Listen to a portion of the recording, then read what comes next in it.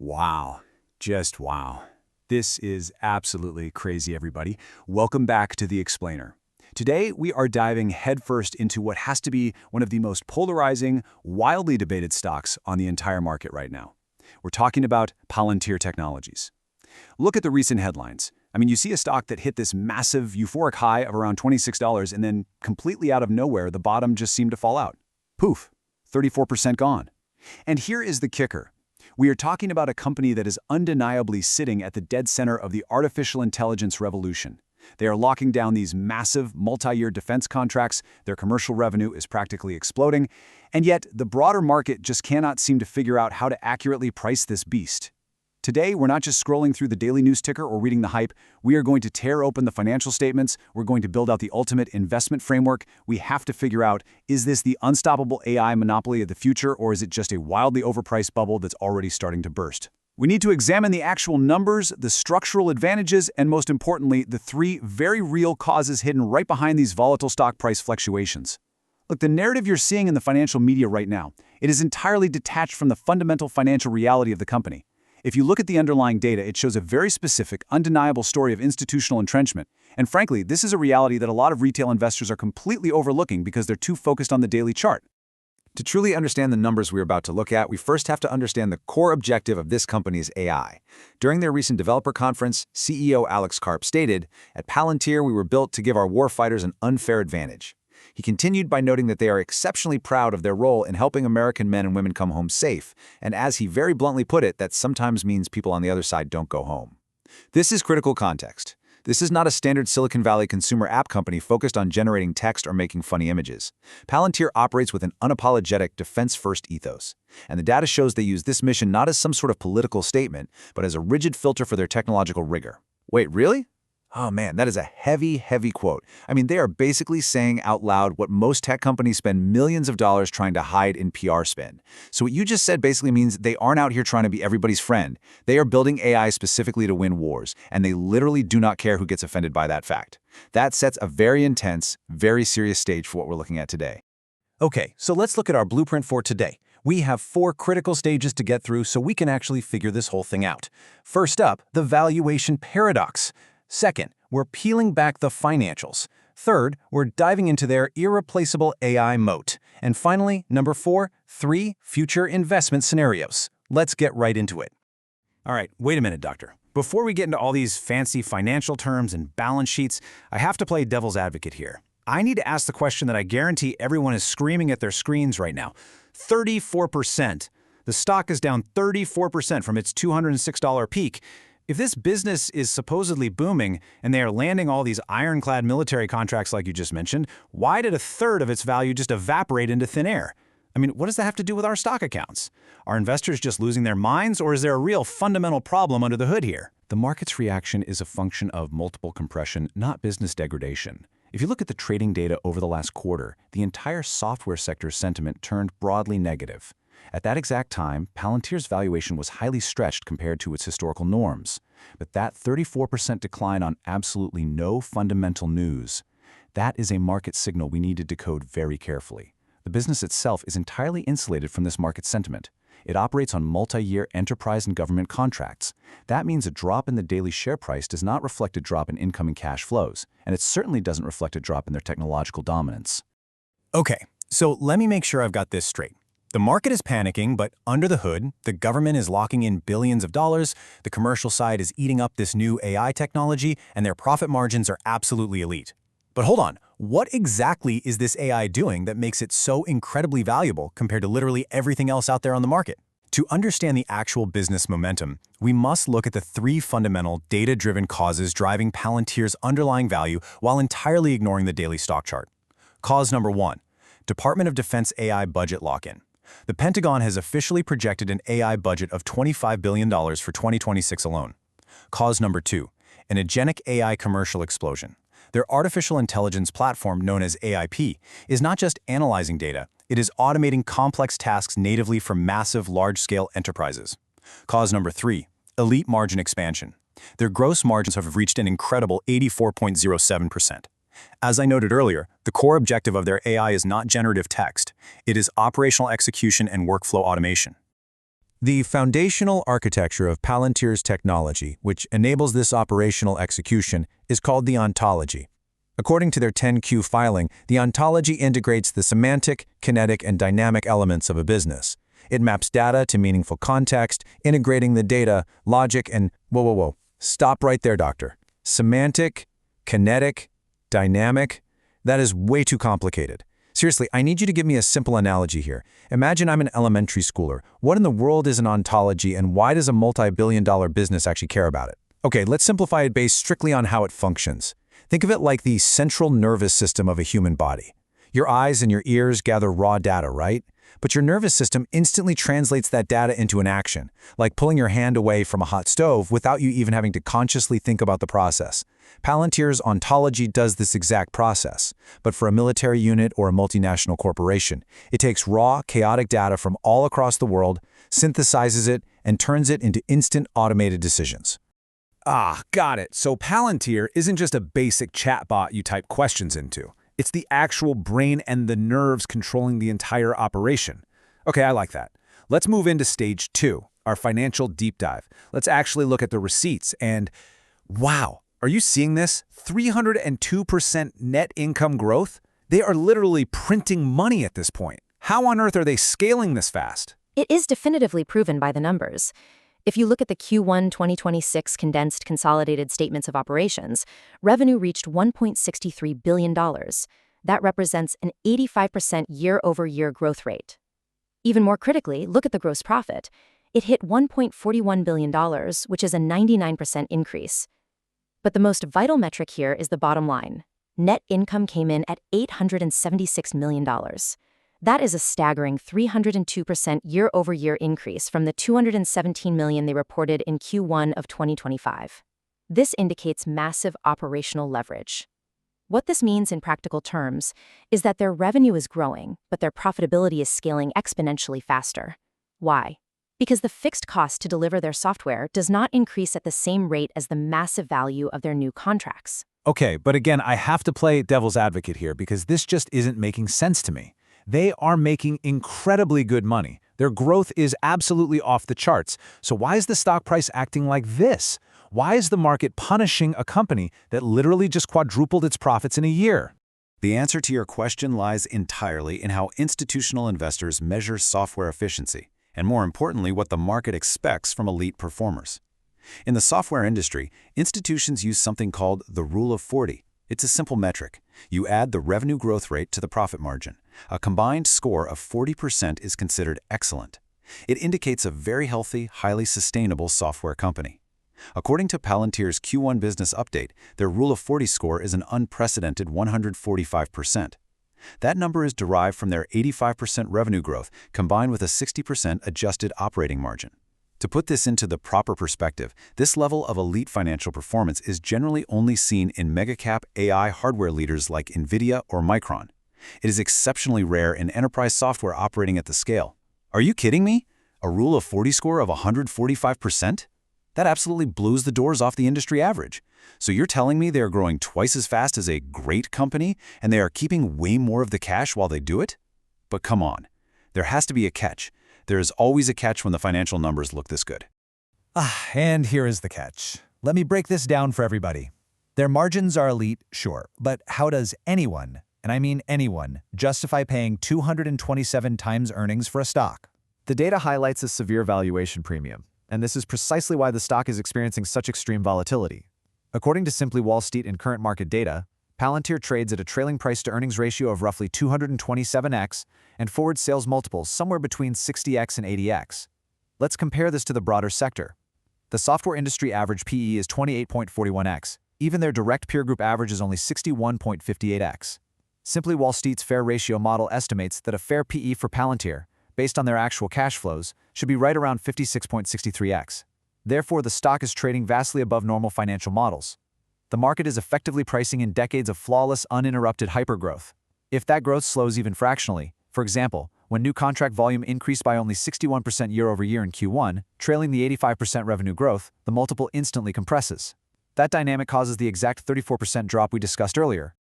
I see. So the stock is basically priced for absolute, untouchable perfection. And the second they show even a tiny, microscopic crack in the armor, Wall Street just slams the panic button. That leads us perfectly into stage 3, the industry environment and their economic moat. Because, listen, to justify paying 227 times earnings, they need an irreplaceable weapon. What exactly is protecting their business from competitors who want to steal a piece of those massive margins? Their primary economic moat is deep institutional entrenchment within the defense apparatus. Look at the data regarding Project Maven. This is their tactical AI system used by the military branches for target identification and logistics. It has recently transitioned into what the military calls a program of record. In Pentagon terminology, a program of record is practically permanent. It means Palantir's AI is now a foundational institution. It is locked into the Department of Defense's budget planning cycle all the way through 2029. So investors are no longer pricing in customer renewal risk on the military side. They are pricing in deep structural entrenchment that competitors simply cannot easily displace, because the switching costs for the military would be operationally catastrophic. Wow. Okay, so the Pentagon is basically giving them a permanent, guaranteed seat at the table through 2029. That is an insane competitive advantage.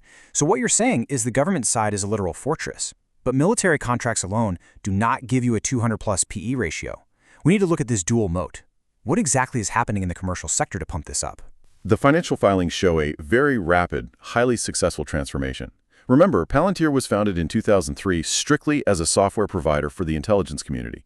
However, they've effectively cloned that military-grade rigor into their commercial product, the Artificial Intelligence Platform, or AIP. By connecting generative AI models directly to corporate data ontologies, they are completely upending commercial decision-making for legacy-heavy industries. We're talking about companies like Cleveland-Cliffs and Boeing. This creates a true dual moat, an unshakable defense foundation on one side, combined with hyperscaling commercial adoption on the other. It proves their core objective of operational execution works just as efficiently in a manufacturing factory as it does on a battlefield. All right, let's look at the actual revenue split here. I mean, look at this. It's almost a perfect 50-50 split now. Precisely. If you examine the Q1 2026 revenue distribution, government revenue currently stands at 53.7%. This provides a highly stable, load-bearing floor for their entire operations. However, the commercial sector has grown aggressively to represent 46.3% of total revenue. Now, total government revenue still grew a very healthy 84% year over year to $687 million, but the commercial side is catching up at an incredible pace, proving mathematically that their defense-first technology is perfectly translating into the private sector. Wait, 133% year-over-year growth in U.S. commercial revenue? That is staggering. I mean, is this domestic enterprise momentum what is actually keeping the market going wild and somehow justifying that crazy multiple? Yes, and it is proven directly by the underlying deal metrics. U.S. commercial revenue hit $595 million, that is growing 133% year-over-year and 18% quarter-over-quarter. Furthermore, their U.S. commercial remaining deal value grew 112% year-over-year to a massive $4.92 billion. Let's look at the actual deal flow. They closed 206 deals of at least $1 million and 47 deals of at least $10 million in Q1 alone. The high market multiple is heavily anchored to this specific metric. Agentic AI is no longer an experiment for large U.S. corporations. It has become an operational requirement to maintain competitiveness, and Palantir is aggressively securing the monopoly on that integration. Okay, so the growth is absolutely monstrous. I get it. But no company is completely invincible. We have to talk about the fatal weaknesses, the real risks. I'm reading all these reports about Vatican AI ethics pressure and human rights risk questions. What is going on here, doctor? And more importantly, what does that have to do with our stock accounts? Are we going to see some major regulatory blowback that could actually hurt their bottom line? We must analyze this governance risk impartially because it can directly impact commercial adoption. Simply Wall Street reports that Palantir's business model is facing intense scrutiny regarding exactly how its technologies intersect with civil liberties and privacy. There are growing calls from shareholders and civil society groups for comprehensive human rights impact assessments.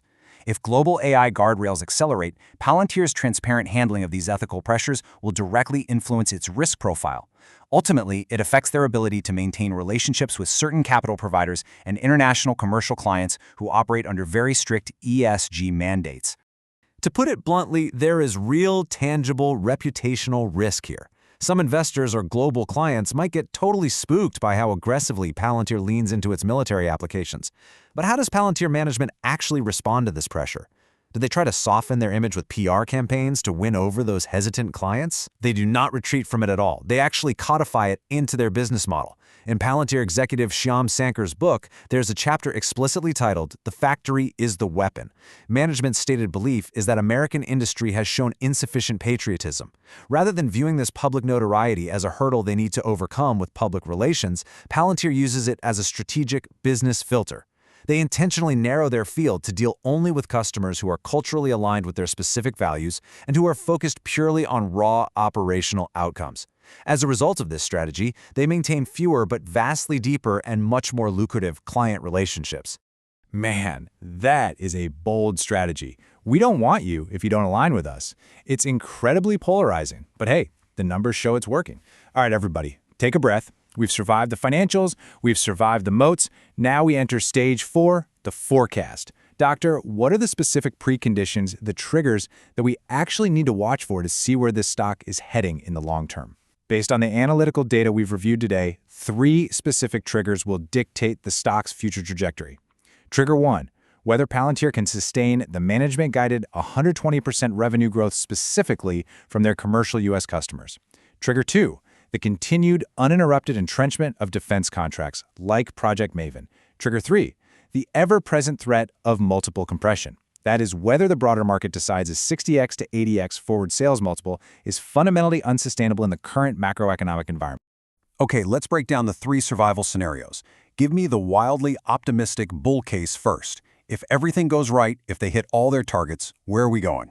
In the bull case, Palantir successfully proves it is the indispensable monopoly in the AI space.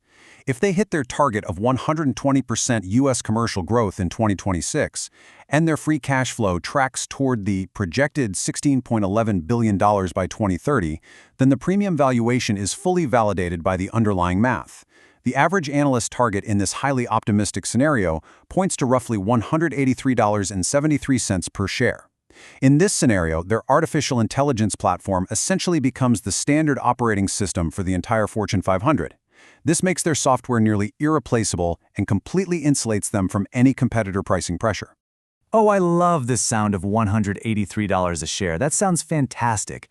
But as the devil's advocate, I need you to give me the absolute nightmare scenario. What happens if the risks materialize? What is the pessimistic bear case? The bear case, which is heavily championed by firms like Jefferies, does not actually require Palantir's business to fail. It merely requires the market's math to normalize. If revenue growth decelerates from 85% down to, say, 60%, the broader market will likely reject the 60x to 80x forward sales multiple. If that multiple compresses to a standard software elite range of 20x to 30x, the stock would face a severe valuation reality check. The Jefferies 12-month price target in this exact scenario is $70 per share. That represents a massive downside from current spot prices. And it is crucial to understand this drop would occur entirely due to multiple compression, regardless of steady, continued fundamental business progress. Oh man, a drop to $70 would be an absolute bloodbath for retail investors who bought in at the top. Okay, so we have the $183 dream and the $70 nightmare. What is the most likely reality based purely on the hard data we have today? Give me the base case. The neutral base case relies strictly on current, verifiable facts rather than best or worst case projections. Simply Wall Street calculates Palantir is currently trading roughly 10.7% below its estimated fair cash flow value. With the U.S. government firmly locked in through 2029 via programs of record and U.S. commercial deal volume actively accelerating right now, Palantir has transformed from a risky growth stock into entrenched, load-bearing infrastructure.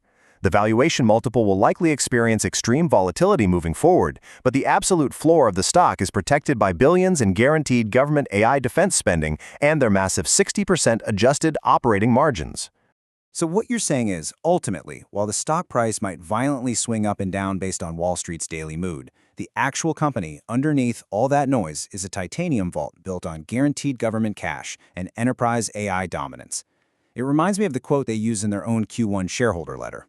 One must actually expose reality, not merely appear to do so. Palantir isn't just selling the appearance of AI, like so many other tech companies right now. Their financials expose the reality of massive, compounding profits.